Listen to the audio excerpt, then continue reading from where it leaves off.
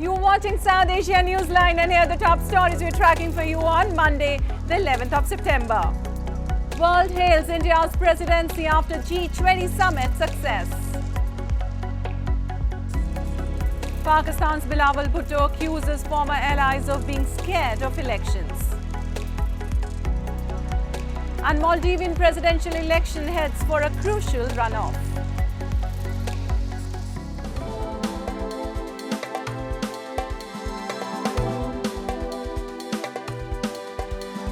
And now for all the details. The blockbuster G20 Summit in India's capital, New Delhi, concluded successfully over the weekend as it witnessed several path-breaking initiatives like Biofuel Alliance to decisions like permanent membership for the African Union. Take a look. The G20 Leaders Summit in New Delhi concluded on Sunday as Indian Prime Minister Narendra Modi handed over the ceremonial gavel to Brazilian President Lula da Silva, the next chair of the summit. The two-day-long mega event, which was based on the theme of Vasudhaiv Kutumbakam, witnessed several path-breaking initiatives and decisions, including the inclusion of the African Union as a permanent member, the first expansion of the bloc since its inception. À ma grande satisfaction, l'admission du G20 a été actée dès l'ouverture du sommet.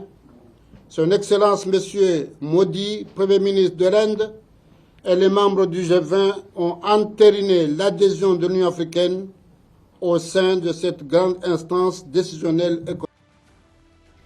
In a major diplomatic victory for India, the summit adopted the Leaders' Declaration with consensus.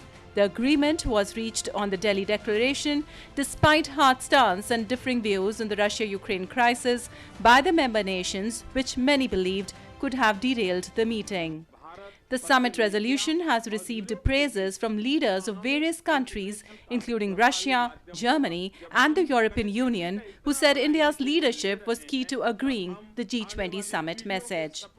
On the sidelines of the summit, US, India, and Saudi Arabia also announced plans to set up rail and port link between the Middle East and South Asia, a move seen as counter for China's Belt and Road.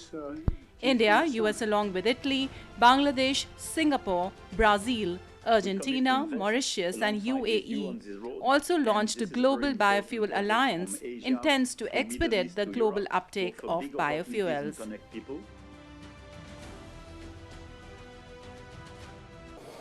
It was momentous because in a normal multilateral process, you have to go right up to the end of any summit to attain an outcome document or consensus on an outcome document. In today's day of, I would say, differing views on geopolitical issues, the fact that we have come up with a consensus document with the support of each and every one of our G20 partners. PM Modi on the sidelines also held more than a dozen bilateral engagements with world leaders.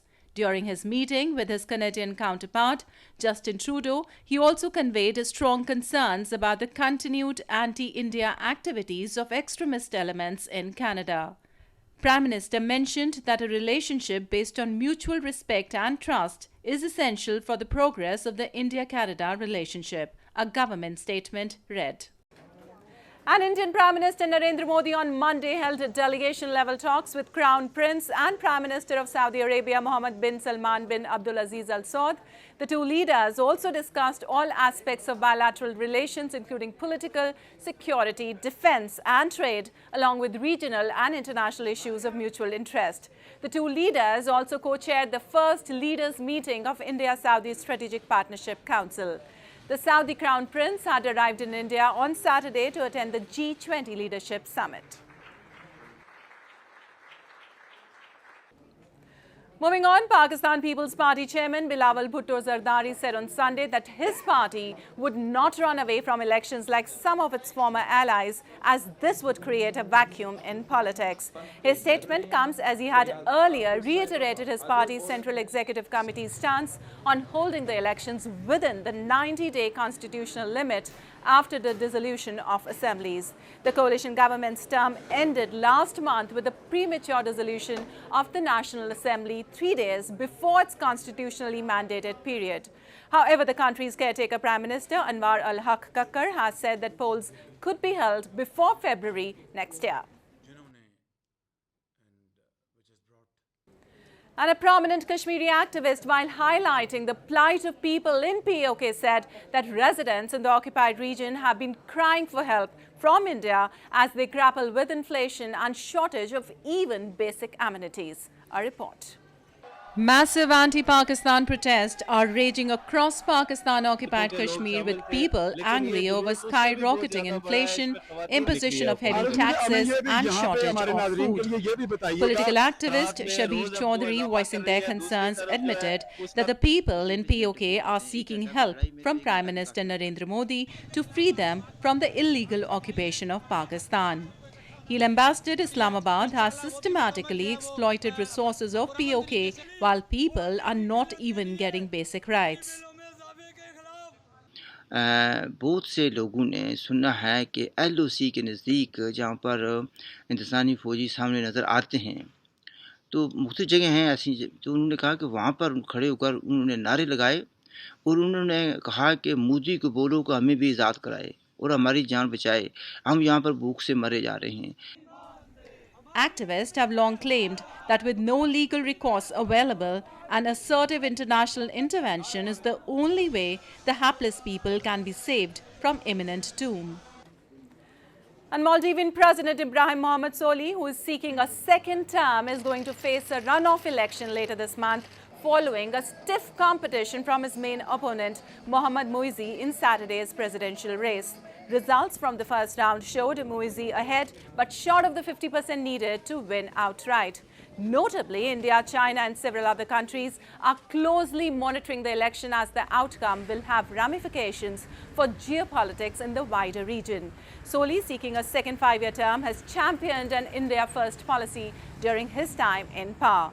Muizzu entered the fray after former President Abdulla Yameen was banned from contesting the election by the Supreme Court in August following a conviction for corruption and money laundering. Moving on, Sri Lanka's President Ranil Wickremesinghe on Sunday announced an investigation into the allegations made by a British documentary report that former President Gotabaya Rajapaksa was complicit in the deadly 2019 Eastern Sunday attack. In a statement, Wickremesinghe said the findings of the new inquiry would be referred to a parliamentary panel for action. The alleged involvement of local intelligence operatives in the attacks has already been raised in Sri Lankan courts, but no one has been prosecuted. 9 suicide bombers belonging to local Islamist extremist group carried out the series of blasts that tore through 3 churches and 3 luxury hotels, resulting in the killing of 279 people.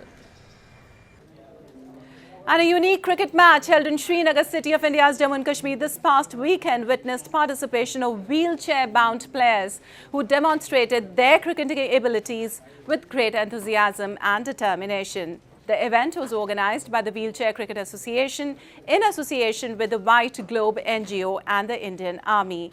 It received a significant support and appreciation from the local community.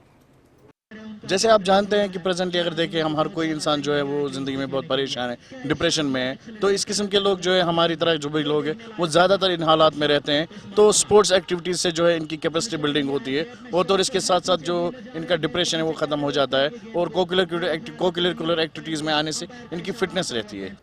Well, the cricket match aimed to promote inclusivity in the sport and encourage people with disabilities to showcase their talents. जाहिर सी बात है, पहले एक चीज़ होता था जब कोई person with disability घर में पैदा होता था या किसी एक्सीडेंट्स की वजह से स्पाइनल कॉर्ड हो गया या कुछ हो गया तो उसको एक बेकार मतलब माना जाता था कि ये घर में ही रहेगा, इसकी खिदमत करनी पड़ेगी. अब वो आइडियोलॉजी हम बाहर इसीलिए आ रहे हैं कि वो आइडियोलॉजी चेंज की जाए. वो माइंडसेट जो कहीं ना कहीं था जिससे बहुत सारे लोगों को बहुत सारी मुश्किलात का सामना करना पड़ा. बहुत सारे लड़कों ने सुसाइड किया. मेरे पास बहुत सारे. That's all in tonight's edition. We'll see you same time tomorrow. Good night.